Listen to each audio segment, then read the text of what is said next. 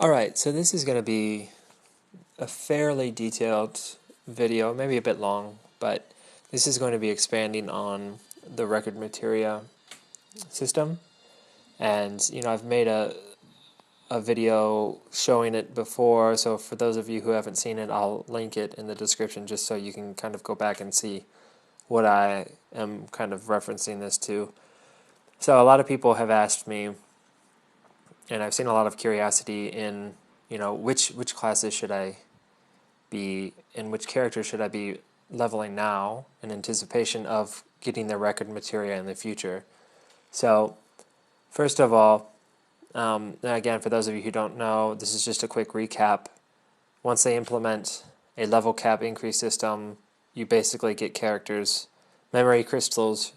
Once they hit 50, you use those memory crystals to increase their level cap to 65, and in doing so, you automatically unlock their level 1 record materia.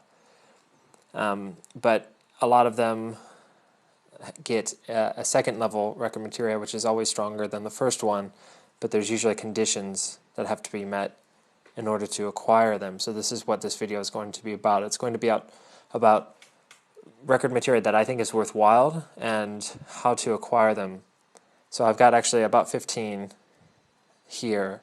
Please note that this is not an exhaustive list, so if you want to complete everything, you'll have to find that information elsewhere. This is just kind of a recommended record materia video, and which ones I'm using and stuff like that. So some of you have seen the summoner video as well, I assume. So it's all kind of based on this. So this is my first party.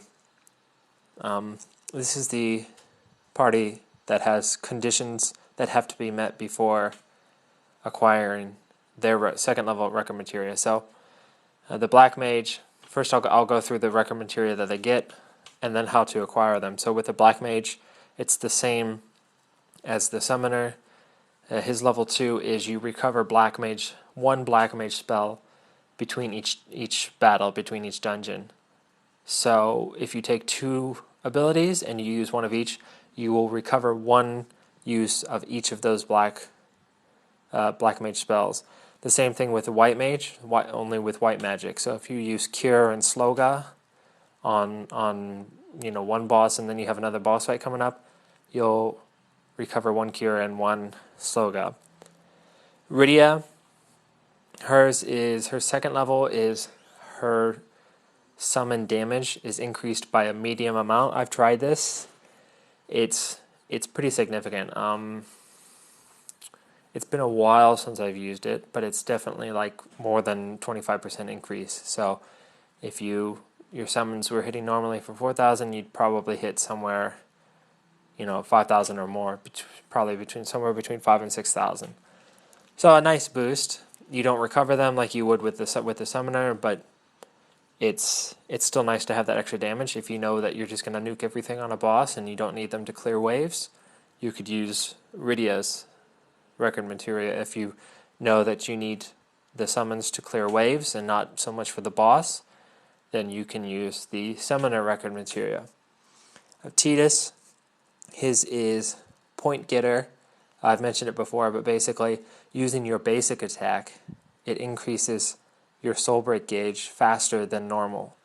So, I don't know how many it takes now, but, we'll say if it were to take 5 or 6 or 4, usually that knocks it down by 1 or 2. So instead of, let's say 5, it would take about 4. So it does charge noticeably faster, which is nice if you have somebody with a relic weapon and you want to spam it. You can even use point getter on a mage, so even if they don't do a lot of damage, let's say you want to use an all-party cure, you want to have that available for a boss fight, just have them auto-attack as you clear the waves going up to a boss fight, so they'll have a nice charged soul break gauge, so they'll have 1 or 2 uses on their soul break.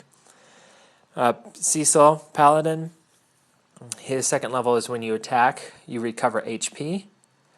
I didn't put Dark Knight Cecil in here, but I recommend his as well. His first level and his second level are basically like if any of you have played, other Final Fantasy games with the Dark Knight, you increase your damage by sacrificing your HP. That's his ability. Obviously, level 2 is stronger than level 1, but it's a pretty noticeable increase. I wouldn't know the percent. I'd have to test it, but it is a noticeable increase. So if you don't mind losing a bit of HP each time you auto attack, it's pretty good. So these are the conditions to get each. So for the black mage, I'll go through the black mage, the white mage, and then the other characters. So the black mage and the white mage, which one was it? I think it was 3. So yeah, so here for the black mage, you need here Hind Castle. It's a level 80 dungeon. You have to do the elite dungeon, and you see also here if you complete it, you also get Kane's memory crystal, so kind of a double bonus. So you'll see here, well, one of the conditions for victory, or one of the special scores, is your black mage has to survive the fight with this boss. Now if you accomplish that, then you unlock the black mage's level 2 record materia. Now a note about this boss, just because we're on it, and this was a particularly tricky boss. This boss uses a lot of magic, and he dodges most physical attacks. So against this boss in particular, you want a very, very heavy magic team, and you want Shoga and Magic Break and stuff like that. Anything you can do pretty much anything except straightforward physical attacks, you'll miss most, and he blinds a lot of, he'll cast blind and stuff like that, so it pretty much renders your party useless. So that's that. That's Hind Castle, again, level 80, Elite Dungeon in Final Fantasy III. That's how you get the Black Mage. And then the White Mage is Final Fantasy IX. You'll get hers in this Elite Dungeon, Burmecia, by fighting Beatrix. So on this one too, you'll get Rydia's memory crystal as well. So you'll see here it says White Mage. Your White Mage has to survive the fight with her, with Beatrix. So Beatrix is going to be a boss that's going to come up a lot. I think she was a boss in 1 or 2 of the Final Fantasy IX event dungeons, and she's a boss in 3 of these dungeons. So I'll show you that in a second. But she, after a certain amount of time, this is why I recommend stuff like Wakka's Soul Break with Armor Break and stuff like that for these kind of bosses. Once a certain amount of time passes, she uses her Stock Break, and it reduces all of your character's HP to 1. And from there, she'll just pick you off one at a time, unless you have an all-party heal or something like that. But cast slow on her, cast haste on your party or your bruiser, and try to burst. You have to try to burst her down before she uses her Stock Break. Otherwise, it's a pretty good chance you'll lose a fight. It took me a few tries to beat this, but of course I didn't use slow, and I didn't have power or Magic Break at the time, so I took a lot of damage, and she was really, really hard. But that's how you get the White Mage. And then Rydia and Tidus and Cecil, they're very straightforward. All you have to do is put them in your party and in their respective dungeons, and it will drop. There's a certain percent chance for it to drop. I don't know what the actual percentages are. From what I've read, that it does seem to be affected based on if you're in a normal dungeon as opposed to an elite dungeon. I've heard or I've read that an elite dungeon has higher drop rates, but that's kind of hard to test because you'd have to collect a whole lot of data on it. But basically, Rydia and the Cecils, you put them in your party, you fight in some Final Fantasy IV dungeons, and it has a percent chance to drop. And then same thing with Tidus, except for Final Fantasy X. So here we'll move on to the next. I've got some pre-made party sets too. This next chunk will be pretty quick because it's It's just they're all the same. So you can see here that the one I just showed you was the conditional ones. They have specific ones, and then these two parties here, any battle. All of these characters can acquire their record materia just being in your party in any battle. It doesn't matter if it's a daily dungeon. It doesn't matter if it's a dungeon that's not in their home world. It doesn't matter. Any battle, there's a certain percent chance for it to drop. So I'll just go through each individual record materia real quick. Summoner, I'm sure you guys have seen before. Recovers summoner spells between battles. The Warrior of Light next to the Summoner. He's a Final Fantasy 1 character.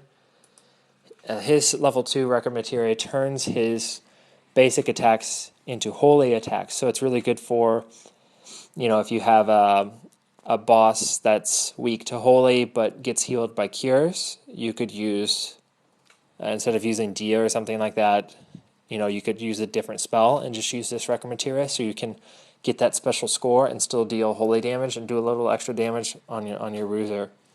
So holy damage. Tyro, his first and second level are both when you attack when you use an attack that exploits the monster's weakness, so fire or holy or ice or whatever, it increases that damage. With the second level being a medium amount. So again, kind of like Iridia's, it's a very noticeable amount. I think I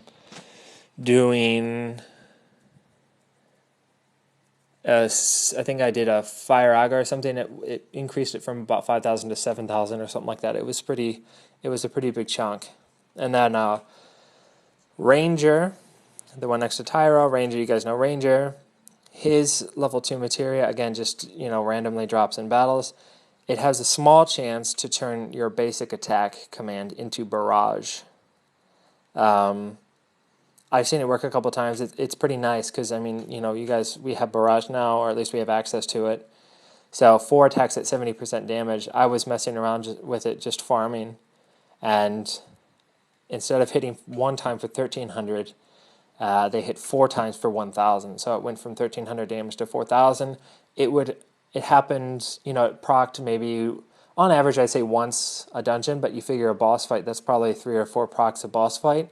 It's nice extra damage, especially if they're boosted or the boss's armor broken and stuff like that. And then next we have Bard. The Bard, his level 2 record materia is basically Blade Blitz, except it's much more reduced damage. So typical Blade Blitz now does about 1. The damage multiplier is about 1.5. This Blade Blitz, this record materia is about 60% damage. So it's quite a drop in damage, but for, something like the Calbarina boss or the bomb boss where you have like 6 or so, it's really good for multi mob bosses. And some dungeons have like 4 or 5 mobs in one dungeon. It helps with that. So it's good. I use it sometimes. And then here, Luneth, the one on the left here, Any Battle 2, hers is you start every battle hasted. So it's good to have if you need, let's say if you want to have your bruiser up so they can hit all the mobs with Blade Blitz really quick before you can take any damage. It's good to have that. And it's nice to have in general because it just helps you speed through stuff pretty quickly, especially for boss fights and stuff like that. You can get a lot of damage off quicker than you would normally. Vivi, his is sacrifices. What does it sacrifice? It sacrifices magic armor for the sake of increasing your magic power. Oh no, armor and resistance for the sake of increasing your magic. And that goes up quite a bit as well. So it's pretty nice. It's a pretty big damage boost. You just, whoever uses it is just going to take a little bit more damage. So, it's a trade-off there. And then Irving, his level 2 is you have a medium increase in the power of guns. So you do get guns later. Yes, they are pretty cool, but you get a medium damage increase using guns. Fran also, it's the same thing except for bows. You get medium damage increase with bows. Mog and what's his name? Edward. They are basically the same as Black Mage, White Mage, and Summoner. Mog, its dance abilities recover 1 use, and Edward, its bard abilities recover 1 use. So not as useful, I'd say, as Black Mage and White Mage, but then again, they did just add dance and bard abilities with this last event. They just started adding more of them, so it will probably be more useful later as they update more abilities and stuff like that. And there is one more here that I didn't add just because I didn't want to make too many parties, is Joseph. I haven't actually gotten his yet because his is really painful to farm for, but Joseph is in the conditional. He would be a conditional one. You have to fight with him in a Final Fantasy II realm, and there's a chance for his record materia to drop, which is basically it turns your attack into double cut. Now I haven't seen how much damage, the damage multiplier or anything like that, but I've heard it's pretty good. It's just like I've personally farmed for it. I've probably gone through about 1,000 stamina and it hasn't dropped yet. I've seen people say it took them 2,000 to 3,000 stamina, so apparently it's a pretty rare drop, but it seems to be pretty good.